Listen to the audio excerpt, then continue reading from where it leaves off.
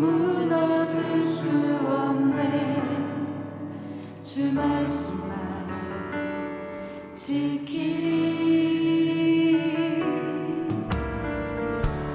유혹의 소리 내게 들려도 하나님 말씀 믿으며 가네. 세상에 흔들릴 수 없네. 주의 길만 따르리. 주 말씀으로 믿음의 닻을 내리고 세상 속에서 주님의 영광 나타내리. 주 말씀만이 내 삶을 붙드시니 말씀의 기념비 세우리.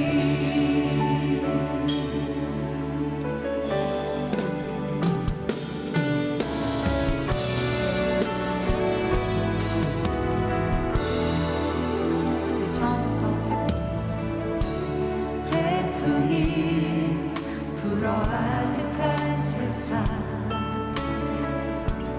하나님 말씀 붙잡고 가네. 세상에 무너질 수 없네. 주 말씀만 지키리. 유혹의 소리 내게 들려도 하나님 말씀 믿으며 가네. 세상에 흔들릴 수 없네. 주의 길만 따르리. 주 말씀으로 믿음의 닻을 내리고 세상 속에서 주님의 영광 나타내리. 주 말씀만이 내 삶을 붙드시니 말씀의 기념비 세우리.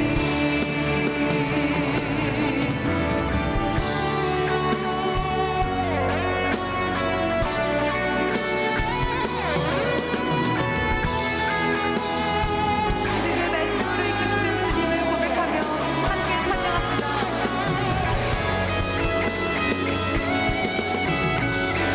주 말씀으로 믿음의 닻을 내리고 세상 속에서 주님의 영광 나타내리.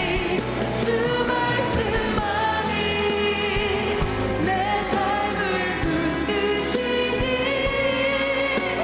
말씀의 기념비 세우리. 주 말씀으로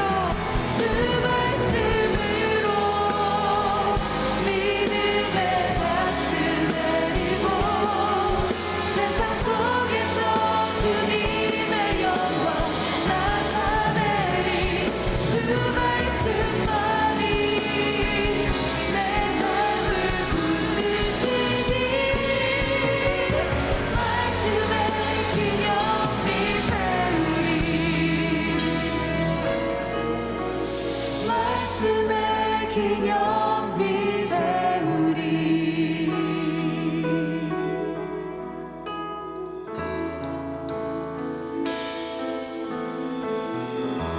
할렐루야. 주님께서 우리를 말씀으로 이끄십니다. 아멘. 우리의 삶을 말씀으로 인도하십니다. 주의 말씀은 내 발의 등이요 내 길에 빛이신 줄 여러분 믿으시기 바랍니다. 이 시간 다 같이 있는 곳에서 기쁨으로 찬양할 때 갈 길을 밝히 보이시니 찬양하겠습니다.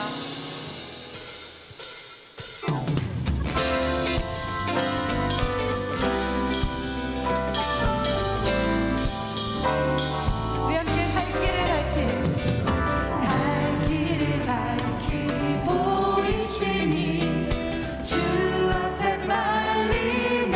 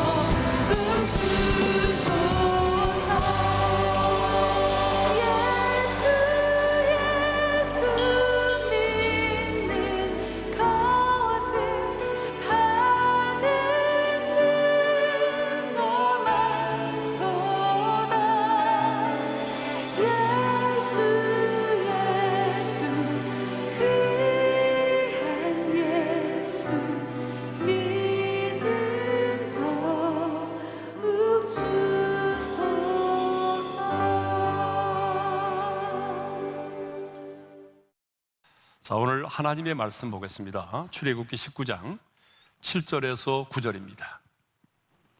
출애굽기 19장 7절에서 9절까지 말씀 우리 함께 합독을 하겠습니다. 다 같이요.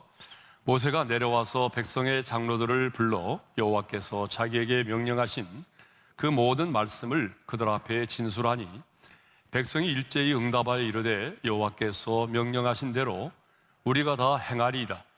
모세가 백성의 말을 여호와께 전하매 여호와께서 모세에게 이르시되 내가 빽빽한 구름 가운데서 내게 임함은 내가 너와 말하는 것을 백성들이 듣게 하며 또한 너를 영영히 믿게 하려 함이니라. 모세가 백성의 말을 여호와께 아뢰었으므로 하나님은 출애굽한 이스라엘 백성들을 신의 산으로 인도하셨습니다. 그리고 지도자인 모세를 신의 산 위로 부르셨어요. 그리고 모세에게 너는 이스라엘 백성들에게 전하라 하시면서 몇 가지를 말씀하셨습니다. 우리 오랜 시간에 하나님께서 산 위에서 모세에게 하셨던 말씀을 나누는데요, 조금 정리해 보자면 하나님은 가장 먼저 하나님 자신이 어떻게 이스라엘 백성들을 애굽에서 구원하여 내셨는지를 말씀하셨고요, 다음은 이스라엘 백성들을 구원하여 내신 하나님 자신이 누구인지에 대하여 말씀하셨습니다. 그리고 구원받은 이스라엘 백성들은 누구인지, 이스라엘 백성들의 정체성에 대하여 말씀을 하셨습니다. 오늘은 시내산 위에서 하나님으로부터 말씀을 받은 모세가 산 위에서 내려와서 어떻게 백성들에게 하나님의 말씀을 전하였으며 백성들은 그 하나님의 말씀이 선포될 때에 어떻게 반응했는지를 함께 나누면서 은혜를 받고자 합니다. 시내산에서 하나님으로부터 말씀을 받은 모세는 시내산에서 내려왔어요. 내려온 다음에 곧바로 백성들을 대표하는 장로들을 불러 모았습니다. 그리고 그 장로들 앞에서 자신이 시내산 위에서 받은 하나님의 말씀을 그대로 진술하였습니다. 오늘 보면 7절의 말씀을 읽겠습니다. 다 같이요. 모세가 내려와서 백성의 장로들을 불러 여호와께서 자기에게 명령하신 그 모든 말씀을 그들 앞에 진술하니, 여기서 중요한 것은 모세가 하나님께로부터 받은 말씀을 가감하지 아니하고 말씀 그대로를 전했다는 것입니다. 모세는 이스라엘 백성들에게 하나님께서 자신에게 하셨던 말씀을 진술할 때에 자신의 생각을 따라서 말씀을 덧붙이거나 빼거나 과장하거나 미화시키지 않았어요. 하나님께서 자신에게 하신 말씀 그대로를 있는 그대로 전하였습니다. 이것이 모세가 가졌던 신앙이었어요. 그래서 모세는 여기 시내산에서만이 아니라 이스라엘 백성들이 가나안 정복을 앞두고 있을 그때에도 이스라엘 백성들에게 이렇게 말하죠. 신명기 4장 2절의 말씀인데요, 우리 함께 읽겠습니다. 다 같이요. 내가 너희에게 명령하는 말을 너희는 가감하지 말고 내가 너희에게 내리는 너희 하나님 여호와의 명령을 지키라. 가나안 정복을 앞두고 있는 이스라엘 백성들에게도 가감하지 말라고 말하죠. 가감한다는 게 뭐예요? 말씀을 덧붙이거나 뺀다는 거죠. 그러면 왜 우리는 하나님의 말씀을 가감해서는 안 될까요? 그것은요, 하나님께서 하나님의 말씀을 가감하는 자들에 대해서 엄중한 경고를 하고 계시기 때문입니다. 잠언 30장 6절의 말씀을 함께 읽겠습니다. 다 같이요. 너는 그의 말씀에 더하지 말라. 그가 너를 책망하시겠고 너는 거짓말하는 자가 될까 두려우니라. 하나님의 말씀을 어떻게 하라고요? 더하지 말라는 거예요. 하나님의 말씀에. 왜요? 하나님이 그 사람을 책망하실 것이고 그는 거짓말하는 자가 될 것이기 때문이라는 거죠. 사도 요한은요, 신약 성경의 마지막 책인 그 요한계시록 마지막 장에서 하나님의 말씀을 가감하는 자들에 대하여 엄중한 심판을 경고하십니다. 자, 우리 한번 읽어볼까요? 다 같이요. 시작. 내가 이 두루마리의 예언의 말씀을 듣는 모든 사람에게 증언하노니 만일 누구든지 이것들 외에 더하면 하나님이 이 두루마리에 기록된 재앙들을 그에게 더하실 것이요 만일 누구든지 이 두루마리의 예언의 말씀에서 제하여 버리면 하나님이 이 두루마리에 기록된 생명나무와 및 거룩한 성의 참여함을 제하여 버리시리라. 기록된 하나님의 말씀에 더하게 되면 성경에 기록된 재앙들을 더하게 하신다고 말씀하셨고, 제하여 버리면 생명나무와 및 거룩한 성에 참여하지 못하게 된다고 말씀하셨어요. 아주 무서운 말씀이죠. 이 무슨 말이죠? 바로 구원을 받을 수 없다는 얘기예요. 자, 이렇게 성경은 하나님의 말씀에 대해서 가감하지 말 것을 요구하고 있는데요. 그런데 성령의 감동으로 기록된 하나님의 말씀을 아주 우습게 여기는 사람들이 있어요. 그래서 자신의 사상과 이념을 따라서 하나님의 말씀을 가감하고 또 자신의 이념을 따라서 하나님의 말씀을 바꾸고 변질시키는, 속이는 사람들이 있어요. 아니, 어떤 사람들은요, 성경을 읽다가도 이해가 되지 않는 말씀들이 있죠. 물론 저도 이해가 되지 않는 말씀들이 있거든요, 목사지만. 그런데 이해되지 않는 말씀을 억지로 풀고 해석하다가 이단에 빠진 사람들이 있어요. 여러분, 성경을 읽다가요, 이해가 되지 않는 말씀이 나오죠. 그러면 성령님께 일단 물으세요. 그리고 이해되지 않으면 그냥 지나가세요. 그러면 언젠가는 하나님이 누구를 통해서든지 간에 그 말씀에 대한 분명한 이해를 갖게 해 주십니다. 그러니까 이해되지 않는 말씀을 억지로 풀려고 하지 마세요. 잘못하면 내 스스로 하나님의 말씀을 왜곡시킬 수가 있습니다. 물론 우리가 구약 성경을 보게 되면요, 우리가 문자적으로 해석해서는 안 될 말씀들이 있죠. 그리고 복음 안에서 새롭게 재해석이 돼야 되는 그런 말씀들이 있습니다. 뭐 예를 들면 구약의 피해 제사라든지 이런 의식과 관련된 계명들, 규례들, 또 음식과 관련된 규례들은요, 우리가 복음 안에서 다시 새롭게 재해석이 되어야 되는 그런 부분들이죠. 자, 이렇게 우리가 복음 안에서 새롭게 재해석이 되어야 되는 부분들도 있지만, 그럼에도 불구하고 우리는 하나님의 말씀을 가감해서는 안 된다는 거죠. 내 생각이나 시대적인 사상이나 이념으로 하나님의 말씀을 가감해서는 안 돼요. 하나님의 말씀을 이렇게 자신의 생각과 이념에 따라서 바꾸거나 변질시켜서는 안 된다는 거죠. 그런데 오늘 본문을 보게 되면 하나님의 사람 모세는 하나님의 말씀을 더하거나 빼지 않았습니다. 자신의 생각을 덧붙이거나 혹은 과장하거나 미화하지 않고 하나님께로부터 받은 말씀 그대로를 백성들 앞에서 진술하였습니다. 출애굽기 39장을 보게 되면 여호와께서 모세에게 명하신 대로 하였다라고 하는 말씀이 무려 10번이나 나옵니다. 이스라엘 자손이 하나님께서 모세에게 명하신 대로 성막을 만들고 제사장의 의복을 만들고 성막과 관련된 모든 기구들을 만들었다는 거예요. 이 모든 것들을 만들 때에 그들이 편리함을 따라서 자신들의 생각을 따라서 만들지 않고 하나님께서 모세에게 명령하신 그대로, 말씀 그대로 순종하여 이 모든 것들을 만들었다는 얘기죠. 말씀대로 순종했습니다. 그럼 그렇다면 우리도 어떻게 해야 될까요? 하나님의 말씀을 가감해서는 안 됩니다. 이 말씀은 수천 년 전에 기록된 말씀이니까 이 시대에 맞지 않아. 시대에 맞지 않는다고 하면서 하나님의 말씀을 왜곡하고 내 사상과 내 이념에 맞지 않는다고 해서 변질시키고 하나님의 말씀을 이렇게 해서는 안 된다는 거죠. 하나님의 말씀은 진리입니다. 진리라고 하는 게 뭐죠? 변함이 없다는 거죠. 여러분, 진리가 변하면 진리가 아니죠. 그렇기 때문에 우리는 변치 않은 하나님의 말씀, 이 진리의 말씀을 여러분의 생각과 사상과 이념을 따라서 가감하지 않고 말씀 그대로를 말씀으로 받기를 주님의 이름으로 축원합니다. 말씀대로 받아들이고 말씀대로 전하고 말씀대로 선포할 수 있는 하나님의 사람들이 되시기를 바랍니다. 자, 그러면 백성들은 모세를 통하여 선포되는 하나님의 말씀에 대하여 어떻게 반응했을까요?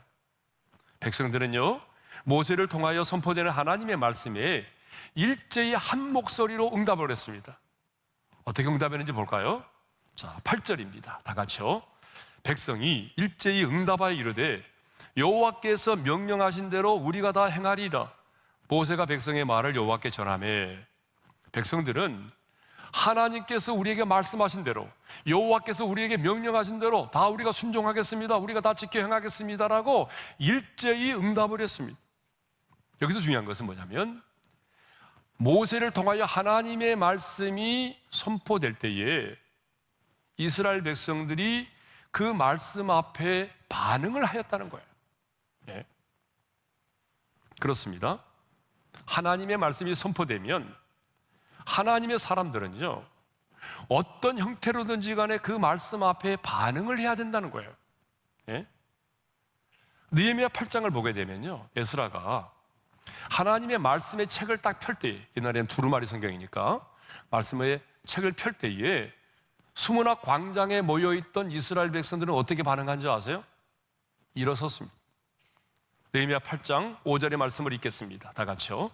에스라가 모든 백성 위에 서서 그들 목전에 책을 펴니 책을 펼 때에 모든 백성이 일어서니라. 일어섰다는 것은 하나님의 말씀에 대한 경외심을 말하죠. 그 다음에는 어떻게 한 줄 아세요?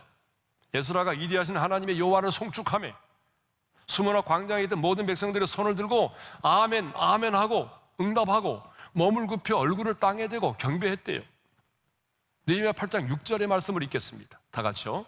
에스라가 이디하신 하나님 여호와를 송축하며 모든 백성의 손을 들고 아멘 아멘 하고 응답하고 몸을 굽혀 얼굴을 땅에 대고 여호와께 경배하니라.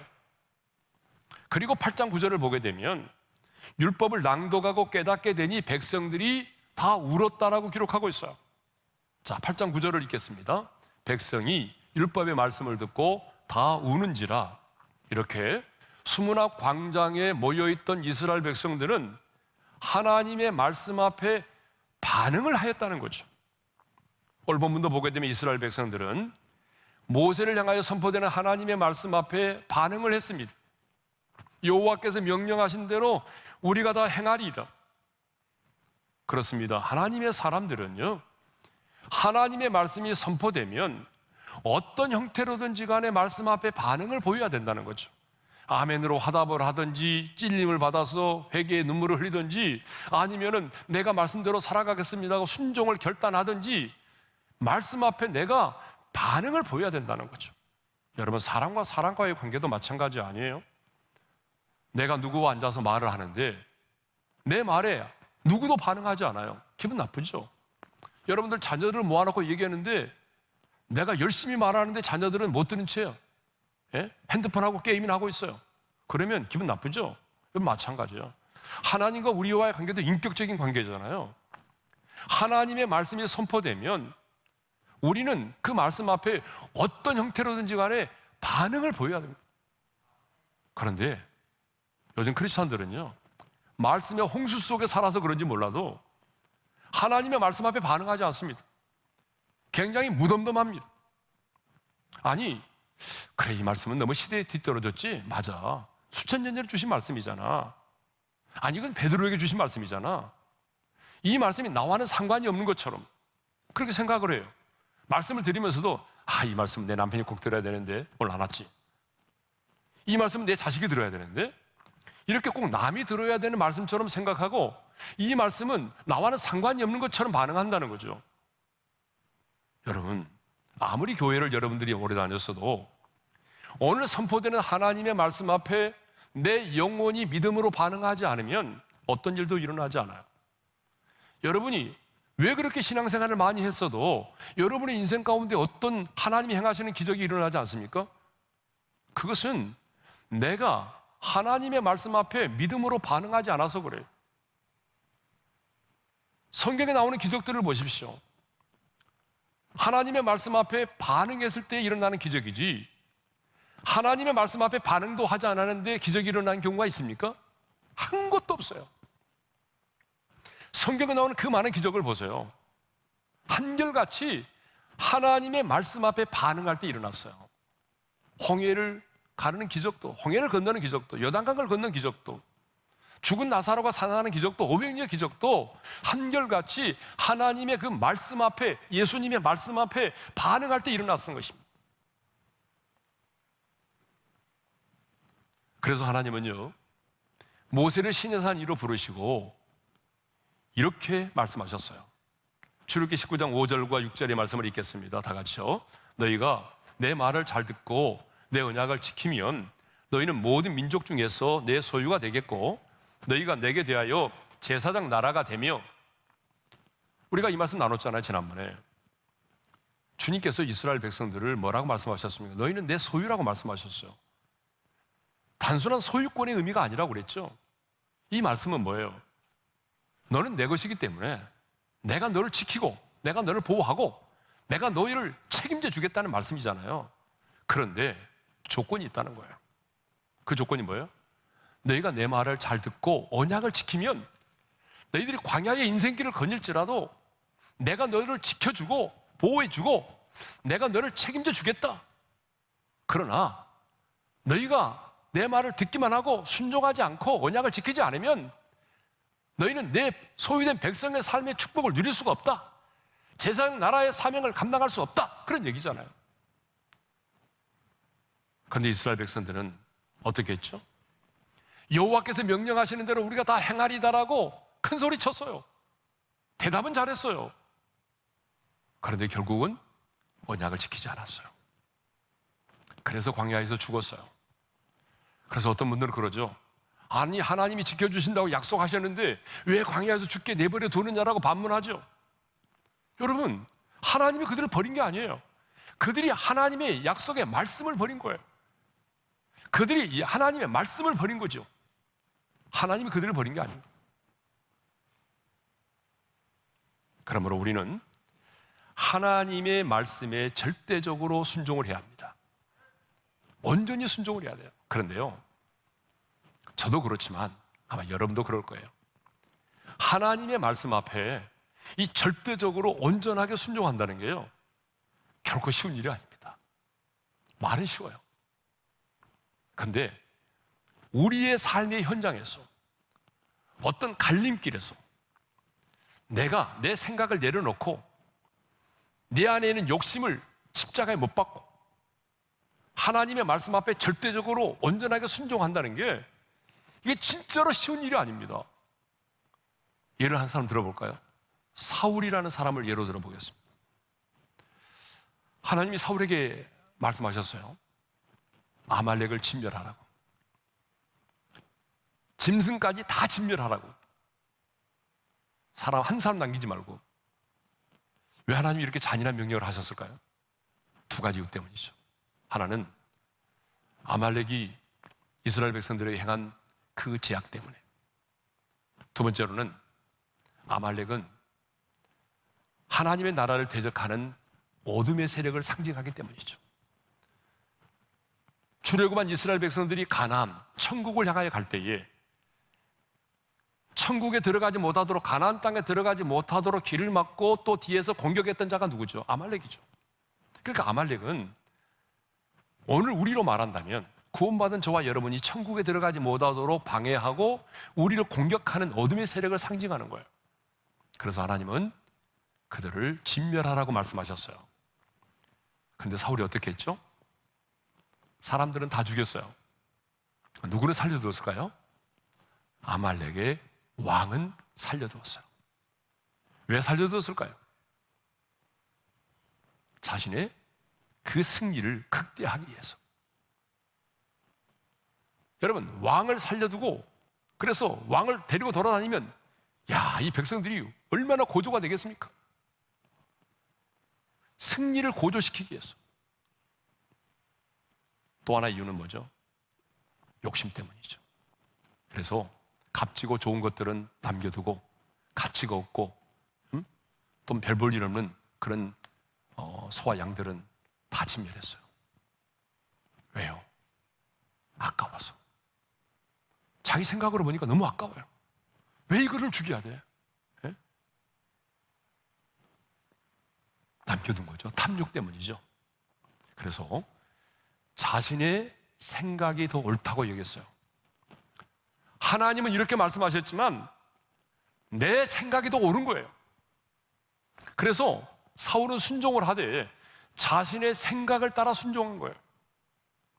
순종을 하되 부분적인 순종을 한 거예요. 여러분, 퍼센트를 내기는 어렵지만 사울은요, 어쩌면 하나님의 명령 앞에 95%는 순종했을 거예요. 그렇죠? 95%는 순종했어요. 나머지 5%는 순종하지 않은 거예요. 그런데 하나님은요, 자신의 생각을 따라한 순종, 부분적인 순종을 불순종으로 여기셨어요. 그래서 순종이 제사보다 낫고 듣는 것이 순양의 기름보다 나으니라고 책망을 하셨던 것입니다. 성경을 보게 되면 하나님의 손에 붙들림에 대해서 한 시대에 쓰임을 받았던 하나님의 사람들은요, 하나님의 말씀 앞에 절대 순종했습니다. 완전한 순종, 온전한 순종을 이루었어요. 여러분, 믿음의 조상 아브라함을 생각해 보세요. 100세에 난 독자들 이삭을 바치라고 하잖아요. 여러분 같으면 정말 할 수가 있겠어? 인간의 상식으로 맞는 말이에요? 그런데 아브라함은 순종했어요. 하나님이 모세에게 말씀하셨어요. 너는 그리로 건너가지 못하리라. 요단강을 건너서 가나안 땅에 들어가지 말라는 거예요.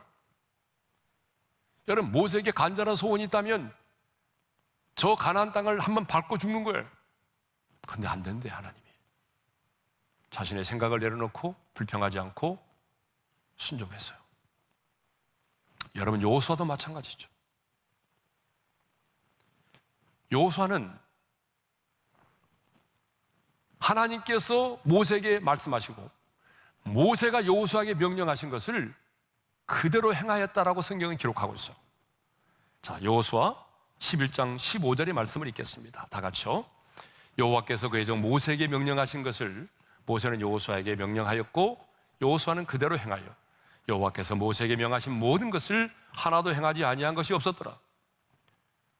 여러분, 여호수아도요 절대적으로 순종했어요. 여리고성을 함락시킬 때, 여리고성의 전투에서, 여러분, 그거 말이 되는 겁니까? 요단강을 건널 때 그거 말이 되는 겁니까? 그렇지만 순종했어요. 가나안의 북방의 연합군을 물리칠 때도 마찬가지예요. 상식에 맞지 않아도 하나님의 말씀 앞에 절대적으로 순종했어요. 자, 여호수아의 순종, 또 하나 예를 한번 들어보겠습니다. 여호수아의 군대가 가나안의 북방 연합군을 물리쳤어요. 그래서 많은 말과 병거들을 전리품으로 획득을 했어요. 그런데 하나님께서 이렇게 말씀하셨어요. 여호수아 11장 6절의 말씀을 읽겠습니다. 다 같이요. 너는 그들의 말 뒷발의 힘줄을 끊고 그들의 병거를 불사르라. 여러분, 이거요 순종하기 진짜 어려운 명령이에요. 예? 왜냐하면요, 이제 이스라엘 백성들이 가나안 땅에 들어가서 정착하면서 또 다른 주변 나라의 침략도 막아내야 되고 절대적으로 필요한 게 뭐예요? 말과 병거잖아요. 그 시대의 군사력이 뭐예요? 뭐 지금은 미사일이라든가 뭐 핵을 가지고 있느냐 이렇게 말하지만 여러분, 그 시대의 군사력은요 말이 얼마냐, 말이 몇 마리나 되느냐, 병거가 얼마나 되느냐, 뭐 이런 것들이 군사력이잖아요. 예? 근데 이스라엘은요 지금까지 뭐밖에 없어요? 다 보병이에요, 보병. 보병이라니까 참 무슨 말인지 못 알아듣는 분 계시네요. 예, 보병. 예, 이거 뭐라고 설명을 해야 돼, 보병을? 아무것도 가지고 없어요. 포를 가지고 있나요? 뭘 가지고 있나요? 아무것도 없어요. 그러니까 어쩌면요 보병밖에 없는 이스라엘 백성들에게 말과 병거가 있다는 것은 요즘으로 말하면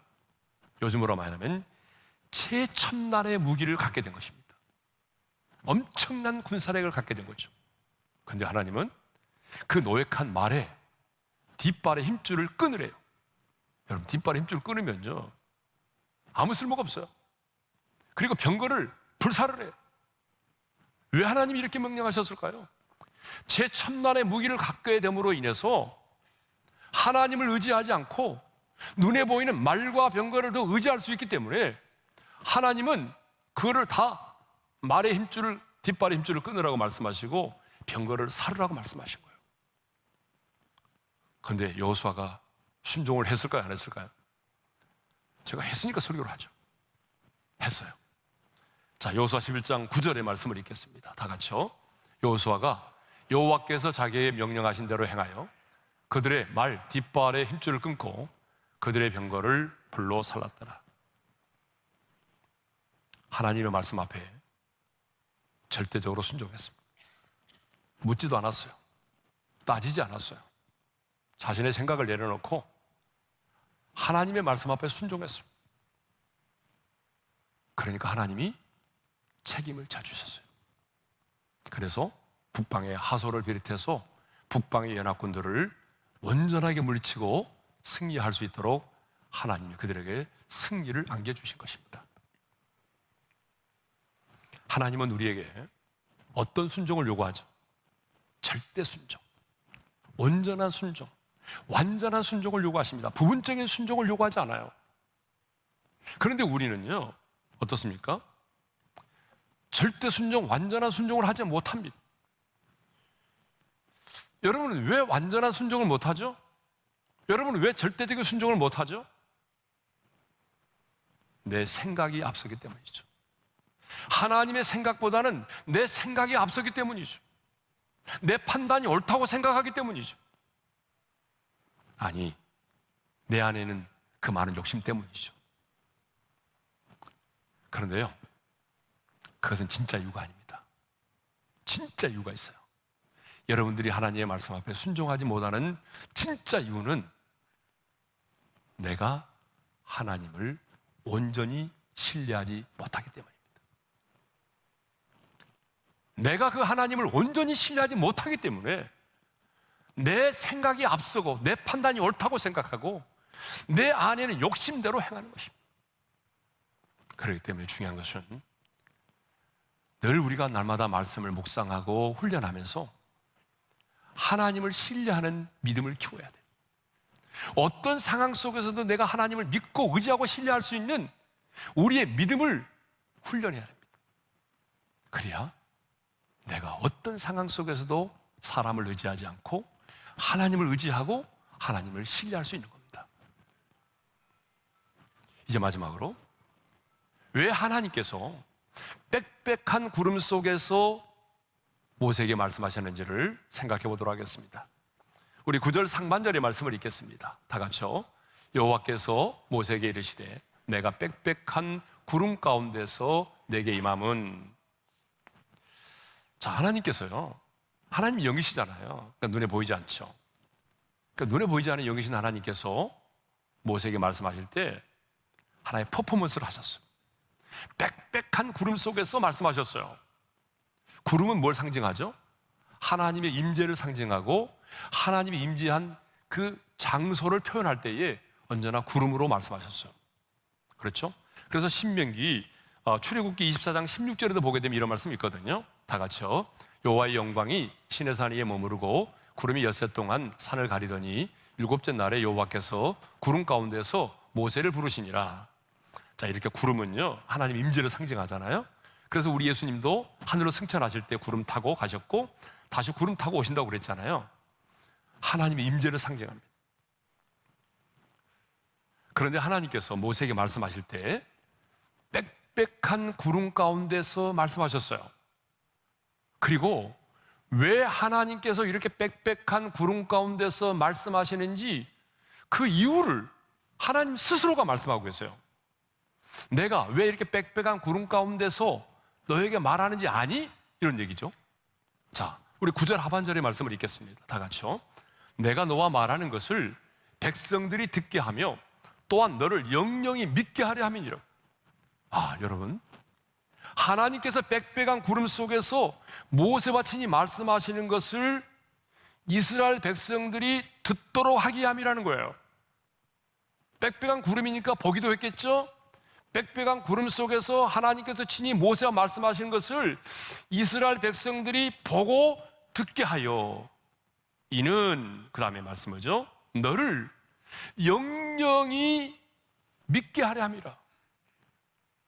지도자인 너를 백성들이 믿고 신뢰할 수 있도록 하기 위해서라는 거예요. 저는 이 말씀을 묵상하면서 깨달은 게 있어요. 그게 뭐냐 그러면 하나님은 지도자의 영적인 권위를 굉장히 중요하게 여기신다는 거예요. 하나님은요, 지도자인 모세가 백성들 앞에서 영적인 권위를 갖도록 하기 위해서 그런 가시적인 구름을 동원하면서까지 말씀을 하신 거예요. 그 이스라엘 백성들이 어떤 생각을 갖도록 만들었냐 그러면 우리의 지도자인 모세는 하나님이 친히 세우신 지도자이구나. 하나님이 함께 하시는 하나님의 사람이로구나. 하나님께서 친히 임재하셔서 친히 명령하시고 친히 말씀하실 만큼 우리의 지도자인 모세는 하나님과 친밀한 사람이로구나. 이런 생각을 갖도록 만들었다는 거죠. 이것을 보게 되면 하나님은요, 지도자의 영적인 권위를 아주 중요하게 여기십니다. 여러분, 우리가 성경을 쭉 보면은 모든 맥락이 그렇습니다. 하나님은요, 당신이 세운 지도자의 영적인 권위를 너무나 중요하게 다루세요. 왜 그럴까요? 지도자에게 영적인 권위가 없다면 지도자로서의 사명을 감당할 수가 없어요. 여러분 한번 생각해 보세요. 앞으로 모세는요, 하나님께서 주신 율법과 규례들을 하나님으로부터 받아가지고 말씀할 거잖아요. 하나님은 모세를 통해서 많은 율법과 규례들을 말씀하실 것이고 성막과 관련된 많은 것들에 대해서도 말씀하실 터인데, 그런데 백성들이 지도자인 모세를 신뢰할 수 없다고 한다면 그들은 모세를 통하여 선포되는 말씀을 하나님의 말씀이라고 믿지 않을 수도 있잖아요. 그들이 모세를 통하여 선포되는 하나님의 말씀을 하나님이 우리에게 주시는 말씀으로 받으려면 뭐가 필요한 거죠? 영적인 신뢰가 있어야 돼요. 영적인 지도자로서의 권위가 있어야만 가능한 거죠. 그렇기 때문에 여러분, 이 영적인 지도자에게는요, 영적인 권위가 필요합니다. 그러면 영적인 권위는 어떻게 주어질까요? 목에다 힘을 준다고 해서 큰 교회를 섬긴다고 해서 영적인 권위가 주어집니까? 아닙니다, 여러분. 좋은 차를 타고 다닌다고 해서 영적인 권위가 생기는 거 아닙니다. 스펙이 화려하다고 해서 영적인 권위가 생깁니까? 아닙니다. 여러분, 영적인 권위는요, 하나님과의 친밀함이 있습니다. 내가 얼마나 하나님과 친밀한 관계에 있느냐, 내가 얼마나 하나님을 가까이 하고 있느냐, 내가 얼마나 하나님의 손에 붙들림에 대해서 쓰임받고 있느냐. 여러분, 이것이 그건 뭐예요? 그 사람의 영적인 권위를 말하는 거예요. 그러므로 우리는 한국교회를 위해서 기도할 때에 저를 포함해서 한국교회의 영적인 지도자들을 위해서 기도해야 됩니다. 그만 정치 좀 하지 말고, 정치 좀 하지 말고 하나님과 친밀한 관계 속에서 하나님의 음성을 듣고 하나님께서 책임져 주시고, 그래서 그 입에서 나오는 말 한마디 한마디가 땅에 떨어지지 않고 하나님이 그의 인생을 책임져 주실 만큼 영적인 권위를 갖는 한국교회 지도자들이 될 수 있도록 여러분 기도해 주시기를 바랍니다. 저에게도 영적인 권위가 더 필요하죠. 영적인 권위를 가질 수 있도록, 하나님과 친밀한 속에 있을 수 있도록, 성령의 음성에 예민하게 반응할 수 있도록 여러분 늘 지도자를 위해서 기도해 주셔야 됩니다. 그리고 성도인 여러분들도 영적인 지도자의 권위를 인정하고 영적인 지도자의 권위를 순종하고 따를 수 있는 성숙한 하나님의 사람들이 될 수 있기를 바랍니다. 모세는 하나님께서 주신 말씀을 가감하지 않고 그대로 전했고, 백성들은 그 말씀을 믿음으로, 그 선포되는 말씀 앞에 믿음으로 반응하였습니다. 저는 우리 오륜의 모든 성도들이, 이 말씀을 듣는 모든 성도들이 하나님의 말씀을 가감하지 않고, 그리고 선포되는 그 말씀 앞에 믿음으로 반응해서 말씀대로 이루어지는, 말씀이 말씀되는 놀라운 기적이 여러분의 삶의 현장 가운데 일어나기를 주의 이름으로 축원합니다. 자, 오늘 주신 말씀을 우리 마음에 새기면서 찬양할 텐데요, 이 찬양은 좀 어려운 찬양이기도 합니다만은 최근에 이제 많이 부르는 찬양이니까 오늘 가사와 관련된 찬양이기 때문에 말씀 앞에서라는 찬양인데 우리 함께 부르면서 나가겠습니다. 말씀 앞에서 경외함으로 주께 홀로 섭니다. 생명의 말씀 읽고 순종해 주를 예배합니다. 기록된 말씀 힘이 있어서 진리로 우리 거룩해 하며, 거룩한 말씀 세세 영원히 복음이 되어 말씀하시네. 하나님 말씀을 두려워 떠는 자,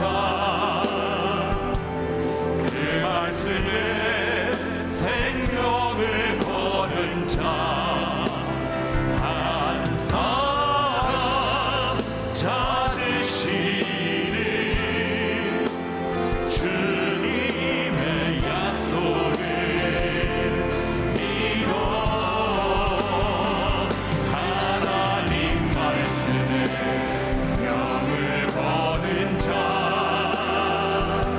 순종하며 주 따라가는 자, 영원한 하나님 나라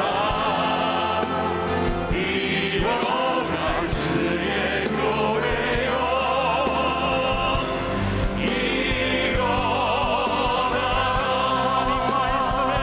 하나님 말씀에 두려워 떠는 자, 그 말씀에 생명을 거는 자, 한 사람 찾으시는 주님의 약속을 믿어. 하나님 말씀에 명을 거는 자, 순종하며 주 따라가는 자, 영원한 하나님 나라 이뤄갈 주의 교회여,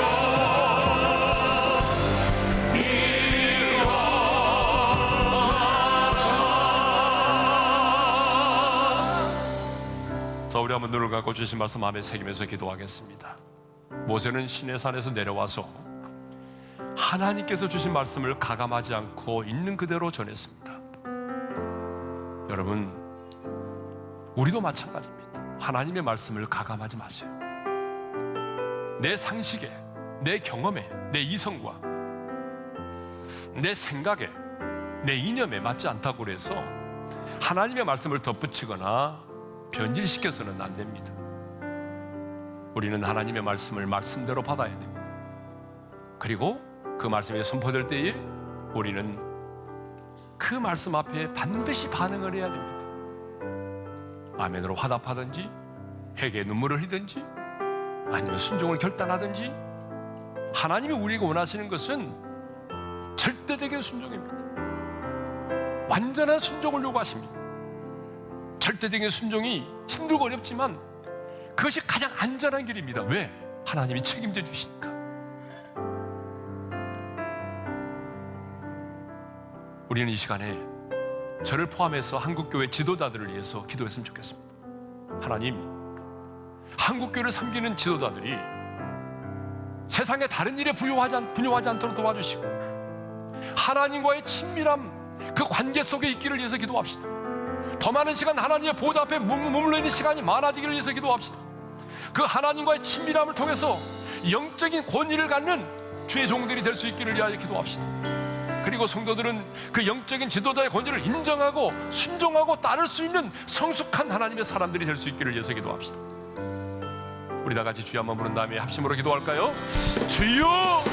할렐루야. 우리 아버지 하나님 감사합니다.